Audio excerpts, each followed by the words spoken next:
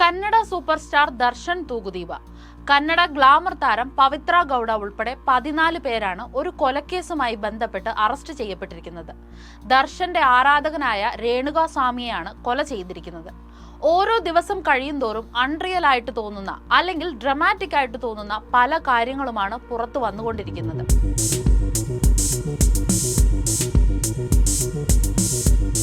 ദർശന്റേതും പവിത്രയുടേതും ഉൾപ്പെടെ കേസിൽ സസ്പെക്റ്റഡ് ആയിട്ടുള്ളവരുടെയും ഒക്കെ വീടുകൾ റെയ്ഡ് ചെയ്യുന്നത് വഴി 70,40,000 രൂപയാണ് ഇതുവരെ മറ്റുള്ളവരുടെ വീടുകളിൽ നിന്നും ലഭിച്ചിരിക്കുന്നത്.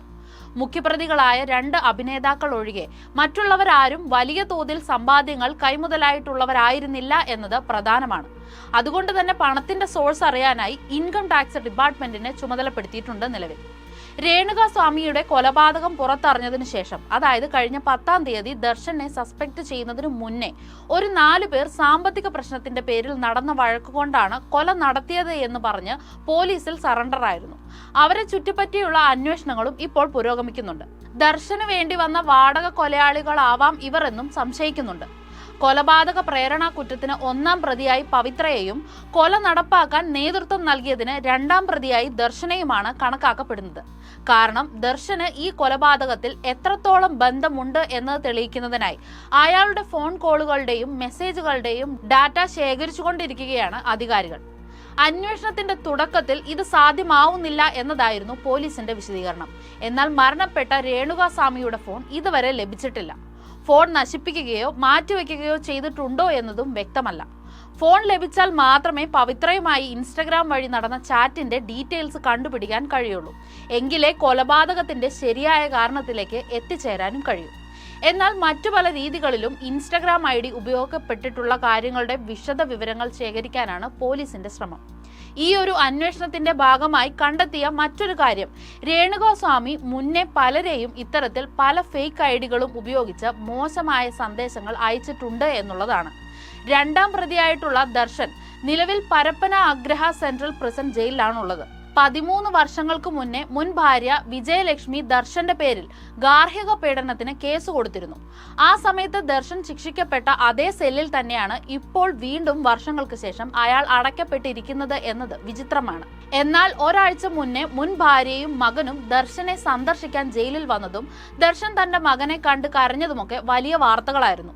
മരണപ്പെട്ട രേണുക സ്വാമിയുടെ മാതാപിതാക്കൾ കർണാടകൻ മുഖ്യമന്ത്രി സിദ്ധാരാമയ്യരെ നേരിട്ട് സന്ദർശിക്കുകയും തങ്ങളുടെ മകന് നീതി ലഭിക്കണമെന്ന് അഭ്യർത്ഥിക്കുകയും കൂടാതെ രേണുക സ്വാമിയുടെ ഭാര്യയ്ക്ക് അല്ലെങ്കിൽ അവരുടെ മരുമകൾക്ക് കുടുംബം പുലർത്താൻ സർക്കാർ ജോലി വേണമെന്ന് ആവശ്യപ്പെടുകയും അക്കാര്യത്തിൽ സിദ്ധാരാമയ്യ അവർക്കൊരു ഉറപ്പ് നൽകുകയും ചെയ്തിരുന്നു.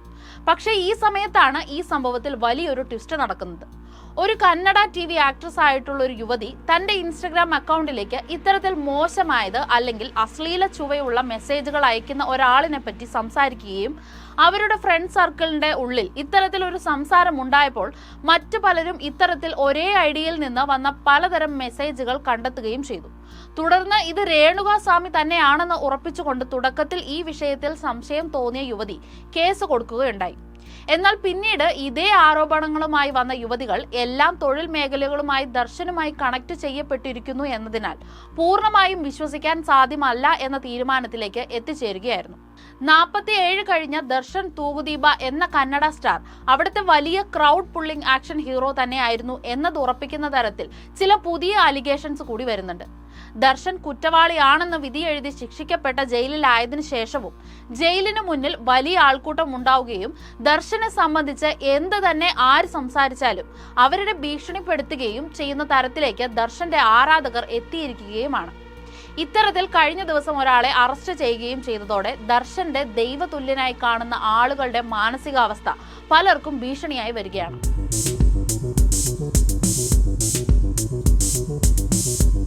ദർശനും ഭാര്യ വിജയലക്ഷ്മിയുമായി കുറെ വർഷങ്ങളായി അകൽച്ചയിലാണ്. അതുമായി ബന്ധപ്പെട്ട നിയമ പോരാട്ടങ്ങൾ ഇപ്പോഴും കോടതികളിൽ നടന്നുവരുന്നു. കന്നഡ ഗ്ലാമർ താരം പവിത്ര ഗൌഡയുമായി കഴിഞ്ഞ 10 വർഷങ്ങളോളമായി ദർശൻ റിലേഷൻഷിപ്പിലാണ്. തികച്ചും ഭാര്യ ഭർത്താക്കന്മാരെ പോലെയാണ് ഇവർ കഴിഞ്ഞു പോകുന്നത്. ഈ ബന്ധം ദർശന്റെ ആരാധകർ ഒട്ടും അംഗീകരിച്ചിരുന്നില്ല. കർണാടകയിൽ ചിത്രദുർഗയിലുള്ള ഫാർമസിയിൽ 8,000 രൂപ മാസ ശമ്പളത്തിൽ സെയിൽസ്മാനായി ജോലി ചെയ്തിരുന്ന ഒരു സാധാരണ കുടുംബത്തിലെ അംഗമായിരുന്നു രേണുക സ്വാമി. 1 വർഷം മുമ്പ് വിവാഹിതനായ രേണുകാസ്വാമിയുടെ ഭാര്യ ഇപ്പോൾ ഗർഭിണിയാണ്. രേണുകാസ്വാമി സൂപ്പർ സ്റ്റാർ ദർശന്റെ കടുത്ത ആരാധകനാണ്. ദർശനും കന്നഡ ഗ്ലാമർ താരം പവിത്ര ഗൗഡയുമായി ഉള്ള ബന്ധം രേണുകാസ്വാമിയെ പല കാരണങ്ങൾ കൊണ്ടും അലോത്സരപ്പെടുത്തിയിരുന്നു. സ്വന്തം ഇൻസ്റ്റഗ്രാം അക്കൗണ്ടിൽ നിന്നും നിർമ്മിച്ച ഫേക്ക് ഐഡിയിൽ നിന്ന് പവിത്രയ്ക്ക് നിരവധി മെസ്സേജുകൾ അയക്കുക പതിവായിരുന്നു. അവയിൽ പലതും പവിത്രയ്ക്കെതിരെ അശ്ലീല ചുവ നിറഞ്ഞവയുമായിരുന്നു. രേണുകാസ്വാമിയെ നേരിട്ട് അറിയില്ല എങ്കിലും അയക്കുന്നത് മോശം മെസ്സേജുകളായതിനാൽ പവിത്ര സ്ഥിരമായിട്ട് ശ്രദ്ധിച്ചിരുന്നു. കഴിഞ്ഞ ജനുവരി 24-ന് പവിത്ര പോസ്റ്റ് ചെയ്ത ദർശനുമൊത്തുള്ള ഒരു റീലാണ് രേണുകാസ്വാമിയുടെ സർവ്വ നിയന്ത്രണങ്ങളും തകർത്തത്.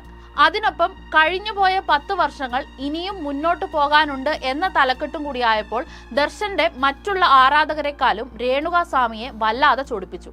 രേണുകാസ്വാമി പവിത്രയുടെ അക്കൗണ്ടിലേക്ക് വളരെ അപമാനകരവും രൂക്ഷവുമായ ഭാഷയിൽ ഒരു അശ്ലീല മെസ്സേജ് അയച്ചു.